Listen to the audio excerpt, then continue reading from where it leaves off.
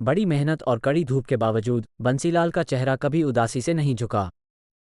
राजस्थान के एक छोटे से गांव में रहने वाला ये गरीब किसान अपनी ज़मीन को अपने जीवन से भी ज़्यादा प्यार करता था।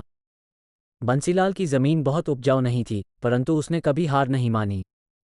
अपने दो बैलों, लाली और काली, के साथ मिलकर वो दिन रात मेहनत करता था। बंसीलाल के पास अपने जीवन की सबसे बड़ी पूंजी उसकी पत्नी गंगा और दो बच्चे, ममता और राजू थे।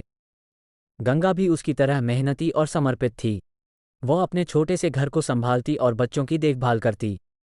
ममता और राजू दोनों स्कूल जाते थे और वे अपने माता पिता की उम्मीदों का ख्याल रखते हुए अच्छी तरह पढ़ाई करते थे। एक दिन बंसीलाल ने सुना कि सरकार एक नई योजना शुरू कर रही है जिसमें किसानों को उनकी पैदावार बढ़ाने के लिए नए तरीकों और उपकरणों की सहायता दी जाएगी। बंसीलाल ने यह सुनते ही अपनी किस्मत बदलने की ठान ली।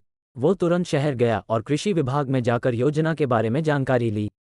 उसे पता चला कि इस योजना के तहत किसानों को सस्ते दर पर बीज, खाद और पानी की नई तकनीकें मिलेंगी।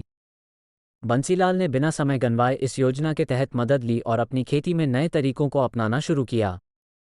उसने आधुनिक सिंचाई प्रणाली लगवाई और अच्छी गुणवत्ता वाले बीज का उपयोग किया। धीरे धीरे उसकी मेहनत रंग लाने लगी। उसकी फसलें पहले से अधिक हरी भरी और उपजाऊ हो गईं।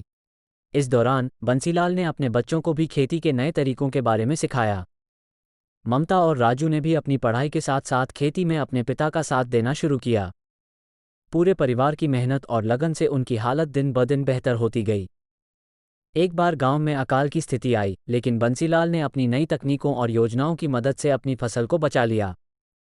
गांव के अन्य किसान जो इस योजना से दूर थे, वे बंसीलाल की तरक्की को देखकर प्रेरित हुए और उन्होंने भी योजना के तहत मदद लेनी शुरू की। पूरे गांव की किस्मत बदल गई। बंसीलाल की कहानी सिर्फ एक किसान की नहीं, बल्कि एक जिद्दी इंसान की है जो अपनी मेहनत और दृढ़ निश्चय से अपनी जिंदगी को बदलने में सफल हुआ। उसकी मेहनत और नए तकनीकों को अपनाने की सोच ने उसे और उसके परिवार को गरीबी से बाहर निकालकर एक बेहतर जीवन की ओर अग्रसर किया।